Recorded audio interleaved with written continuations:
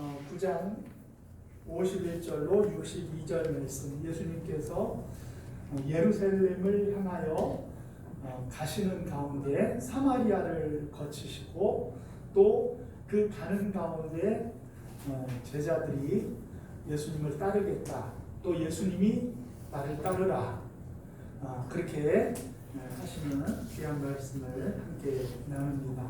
지난주 말씀에 우리들이 누가 크냐 하는 논쟁이 있다 그랬죠. 그때 예수님께서 말이 필요 없이 어린아이를 한 명 데려다가 곁에 세우시고 가장 작은 자가 하나님 나라에서는 큰 자다, 그렇게 말씀을 하셨습니다. 어린아이를 세우시고 그 어린아이와 같이 자기를 낮추는 그이가 하나님 나라에서는 큰 자다 말씀하셨는데, 예수님 시대하고는 상황이 많이 달라요. 그렇죠? 예수님 시대 어린아이들은 수에 칠 가치도 되어지지 못하고 무능하고 연약한 그런 존재를 의미했지만, 요즘 어린아이들을 한 명 옆에다가 갖다 세우면은 예전 예수님 때하고는 전혀 다릅니다. 제가 자랄 때만 해도 김치공장 담벼락에 집을 짓고 살다가 자꾸 허물어요. 그 도시과에서 나와가지고 허물면은 이제 이사를 가고, 또 이제 잠잠해지면 또 김치공장 담벼락에다가 집을 짓고 살고 그랬었는데, 그러다 보니까 이제 방을 얻고 싶어가지고 새를 알아보는데 아무도 새를 안 주는 거예요. 왜 안 주느냐? 아시다시피 저희가 육남 2녀 아닙니까? 이게 애들이 너무 많아가지고 새를 안 주는 거예요. 애들이 많으면 큰 집을 얻어야 될 거 아니에요. 방이 뭐 2-3개 되고 그런 데를 얻어야 되는데, 단칸방을 찾는데 애들은 많은 거예요. 그래가지고 수를 냈지 않습니까? 어떻게 했다고 그랬죠? 우리는 애가 셋밖에 없습니다. 다 들어서 아는군요. 애가 셋밖에 없다고 그렇게 철석같이 해가지고 이제 계약을 하고, 방학 지나면 한 명 오고 한 달 지나면 또 한 명 오고 해가지고 여러 식구들이 함께 지냈잖아요. 근데 그때는 애 한 명이 밥을 먹는지 안 먹는지 별로 관심도 없고, 못 먹으면은 어떻게 되냐? 그냥 그걸로 끝나요. 또 아이고 너 못 먹었냐? 그래가지고 또 차려주고 그럴 새가 없어요.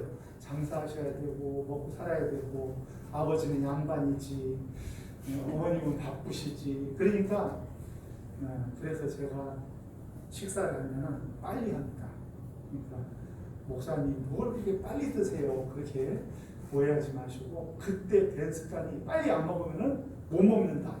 그래가지고 그래도 내가 그나마 형제들 중에서 빨리 먹어가지고 조금 큰 거예요. 우리 아버님이 사실은 190이나 가까이 되는 아주 풍채가 좋은 분이었고, 그 황해도에서는 이렇게 씨름 그런 것도 하고 그랬었대요. 힘이 장사하고 그랬었는데, 다 우리 형들을 보면은 못 먹어가지고 키도 그냥 조금 해가지고, 우리 넷째 형이 지금 설교해야 되는데 하여튼 요 얘기까지는, 넷째 형이 아주 운동에 탁월해가지고 단거리 선수였어요. 그래가지고 장재근이라고 아실란가 모르겠는데 그 사람이 우리 형 후배거든요. 아주 장재근이도 다 이겨먹었었어요 그때는. 근데 이 형이, 넷째 형이 키가 안 크는 거예요. 소년체전 우승까지 했는데 키가 안 커버려요. 그러니까 키가 160 얼마밖에 안 돼요. 단거리 선수가 그렇게 잡으면은 이건 어디다가 내놓고 쓸 데가 없는 거예요. 100m, 200m 넓이뛰기, 그게 이제 주종목이었는데, 그래가지고 고등학교 가가지고는 도저히 안 돼가지고 운동을 포기했지 않습니까? 다 못 먹어요. 내가 요즘 못 먹는 그 고기 있잖아요. 그 냄비에다 사다 주고 했는데도 안 크더라고요. 나만큼만 컸어도 이게 운동선수로 날렸을 줄 모르는데, 하여튼 그 당시에는 어린아이에 대한 그런 생각이 그 당시에만 해도 소중하고 그렇지가 못하고, 노동력이 있어야 그나마 주목받지 않습니까? 이 어린아이를 세우고 곁에 두고 이 어린아이와 같이 되지 아니하면은 하나님 나라에 합당치 않고, 또 어린아이처럼 자기를 낮추는 그이가 하나님 나라에서는 큰 자다라고 말씀하셨을 때, 요즘 어린아이들 생각은 안 되고 당시 어린아이들 생각을 해야 되는 거죠. 그 시대의 어린아이들, 그렇죠? 그러니까 제자들이 누가 크냐라는 논쟁을 벌인 것은 사실은 예수님이 그동안 해왔던 사역과 그동안 해왔던 일들과는 좀 다른 차원의 일을 결심하신 것을 제자들이 느낀 거예요. 그건 뭐냐고 하면 예수님께서는 그동안 하나님 나라를 전파하시며 제자들을 양육하고 가르치시기를 힘썼는데 이제는 무엇인가를 굳게 결심하고 어디를 향해서 가시기로 했다고요? 네, 그렇게 훅 질문이 들어가니까 잘 들어야 됩니다. 맨 처음에 51절에 보니까 어디를 향해 가시기로 했다고요? 예루살렘으로 향해 가기로 한 거예요. 예루살렘에 가서 예수님이 뭐 하시려고 하시는 거죠?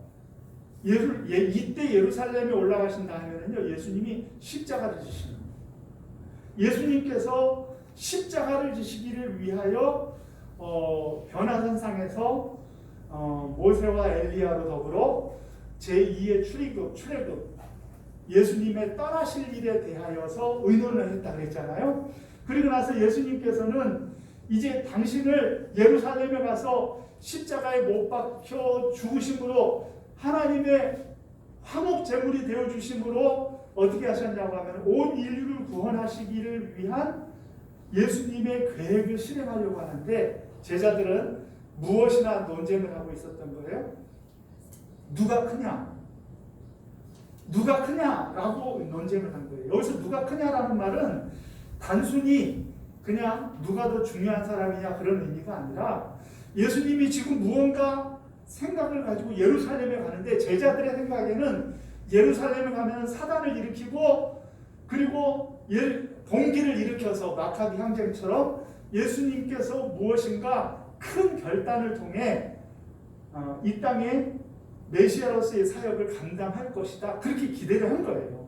그러니까 누가 크냐? 이 말은 농공 행상을 이야기하는 거예요. 예수님이 이 임금이 되신다든지 예수님께서 지도자가 되어주시면은 그때 너는 뭐가 될 것 같아? 너는 뭐가 될 것 같아? 하면서 서로가 내가 더 중요한 일을 차지해야지. 내가 더 중요한 일을 할 거야. 하면서 누가 크냐 논쟁을 벌였다는 거죠. 그러니 얼마나 예수님께서 마음이 안 좋으셨겠어요. 예수님은 죽으러 가시려고 하는데 제자들은 누가 더 커서 높은 자리를 차지할 것이냐 그것을 의논하고 있으니까 예수님의 가는 길과 예수님을 따르는 제자들의 그 생각과 그 결이 너무 달라버리니 예수님께서 얼마나 마음이 아프셨겠어요? 그런데 가는 길에 어느 마을을 통과하게 됐어요? 사마리아라는 마을을 통과하게 된 거예요.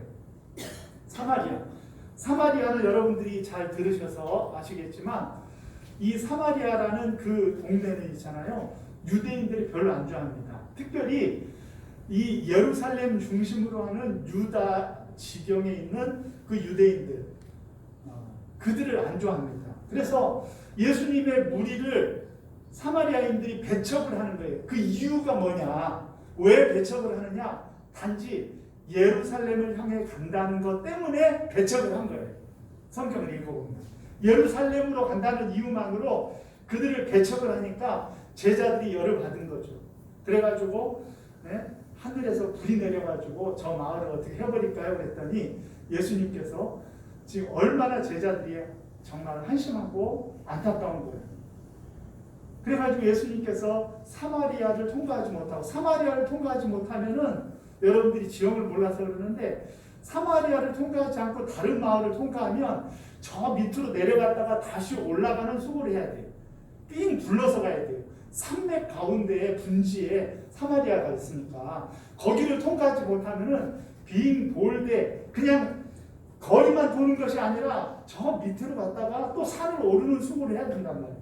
그래도 그들과 부딪히지 아니하고 예수님께서 그 지역을 떠나 예루살렘으로 가고 있었던 중에 오늘 말씀의 이야기가 벌어지는 거예요. 마태복음에 의하면은 예수님께 와서 첫 번째 예수님 어디를 가시든지 내가 주님을 쫓겠습니다 라고 했던 사람은 그 신분이 서기관이었다는 거예요. 마태복음에 의하면은 서기관이 그 질문을 한 거예요. 이제 헌신 이야기를 한 거예요. 그리고 두 번째 예수님께서 나를 따르라 했을 때 반응했던 그 사람은 제자 중 한 명에게 예수님이 그렇게 얘기하고 있어요. 그러니까 오늘 말씀의 이야기는 세 부류의 사람이 나오는데 이 세 부류의 사람은 처음 예수를 아직 안 믿고 이제 예수님을 따르기 시작하는 사람을 의미하는 것이 아니라 이미 예수님에 대한 이해와 믿음이 있고 이미 구원받은 성도들을 의미하고 그들 가운데에 예수님께서는 헌신하여 주님과 함께 가기를 원하는 그런 헌신하는 사람들을 지금 구별하는 그런 이야기예요. 그러니까 예수님을 처음 믿는 그런 이야기가 아니라 예수님을 이미 믿고 예수님을 알고 예수님을 쫓기로 다짐한 사람들 가운데 어떤 사람들의 이야기가 오늘 이야기라는 것이죠. 그래서 제자들이 누가 크냐라는 그런 논쟁과 더불어서 예수님을 따르는 길이 어떤 대가가 필요하며 어떤 사람들이 예수님을 쫓아 갈 수 있는 것인가를 예수님께서 말씀하여 주시고자 이 말씀을 이 이야기가 성경에 기록된 것으로 압니다. 첫 번째 부류의 사람은 누구였느냐? 어떤 사람이 나와서 서기관이죠. 한 서기관이 나와가지고 예수님 어디로 가시든지 나는 따르리이다. 네. 여러분 어때요? 이 서기관의 이야기가 어때요? 여러분들은 크게 감동이 없는 것 같은데 목회를 하는 목사님의 입장에서는요, 누군가가 이제 교회 나오시기로 했고 신앙생활을 하다가 목사님한테 와서 목사님 목회를 어디를 가든지 내가 목사님과 함께 하겠습니다. 이렇게 하면은 여러분들 어떻게 할까요? 어떤 생각이 들 것 같아요? 그런 사람이 있었어요. 네.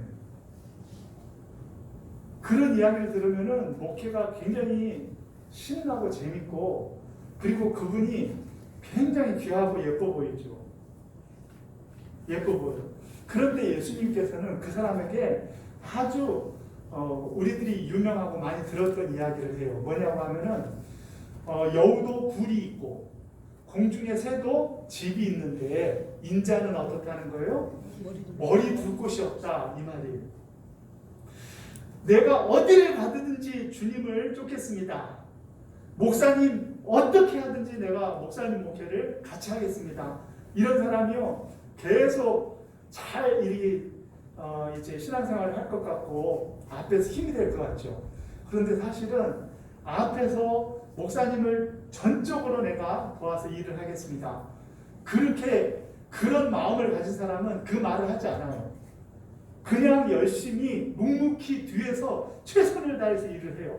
그런데 와서 목사님 어디를 가시든지 내가 목사님과 함께 하겠습니다 해가지고 뭐 차로 모시고 다니면서 목사님 맛있는 것도 사주고 뭐 일할 때 있으면 뭐 쫓아다니면서 힘이 돼주고 그러는 사람들은요, 그런 사람들 중에서 좋은 사람이 있는데 예수님은 그 서기관의 마음을 꿰뚫어 본 거예요. 꿰뚫어 본 거예요. 저는 꿰뚫어 봤을까요? 못 봤을까요? 꿰뚫어 못 보고 내가 쑥 빠졌었죠. 이야, 이분과 함께면은 목회할 만하겠다 이런 생각이 들었겠죠. 그러나 인간적인 의지가 들어가는 순간 그때 사람은 실망하는 거예요. 벌써 목적이 딱 달성되니까 교회를 떠나버리더라고. 기가 막히죠. 사람적인 인간적인 생각으로 어디로 가시든지 나는 따르겠습니다. 이렇게 말했던 그 사람의 그 본심, 우리 주님은 그거를 보시는 거죠. 그런데 이 사람이 서기관이었을 때는요, 그 본심이 무엇인지를 금방 알 수가 있어요. 서기관은 대부분 바리새인들이 했고, 서기관들은 굉장히 존경받고 그리고 힘 있는 사람이 있어요. 그 당대에는 존경받는 사람일 뿐만이 아니라 모든 일에 있어서 힘 있는 사람이에요. 그 사람이 예수님을 쫓겠다고 했을 때는 이 사람은 제자들과 별반 다를 바 없는 계산이 있었던 거예요.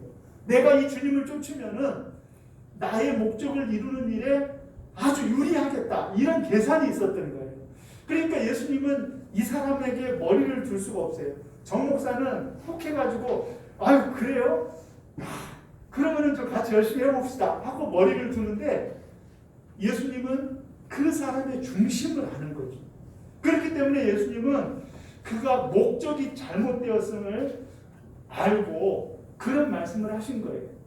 공중의 새도 그리고 여우도 굴이 있고 집이 있는데 인자는 머리 둘 곳이 없다라고 주님이 말씀하신 것은 내 목적을 따라서 내가 원하는 것을 이루기 위해 나의 유익을 위하여 신앙생활하는 사람들, 그런 사람들은 앞에서 내가 모든 것들을 다 내가 할 것처럼 여기지만 그러나 내가 하려는 그 생각 속에서 벌써 그 내 목적이 달성되어지면은 결코 그들은 주님을 쫓기보다는 나의 목적을 쫓기 때문에 결코 좋은 제자가 될 수가 없다는 것이죠.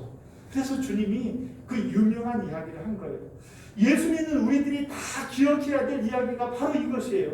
우리 주님이 말씀하시기를 여우도 굴이 있고 그리고 공중에 새도 집이 있는데 우리 예수님께서는 머리 둘 곳이 없다라는 말씀이 되어지지 아니할 수 있도록 저와 여러분들이 예수님의 베개가 되어주시기를 주의 이름으로 축원합니다. 예수님이 여러분들을 믿고 여러분들 같으면은 정말 우리 사랑하는 교회 성도님들 같으면은 예수님께서 우리를 믿고 베개하시고 마음껏 쉬실 수 있는 그런 성도님들이 되어주시기를 주의 이름으로 축원합니다. 목적이 잘못되어지면은 내가 아무리 자원하고 내가 아무리 헌신하고 내가 아무리 간쓸게 다 내어줄 것처럼 그렇게 헌신한다고 해도 우리는 그 헌신을 경계하고 그 헌신에 대하여 검증하려고 하지 그것에 마음이 들지 않아요. 이제는 좀 알죠. 조금 진정한 헌신자,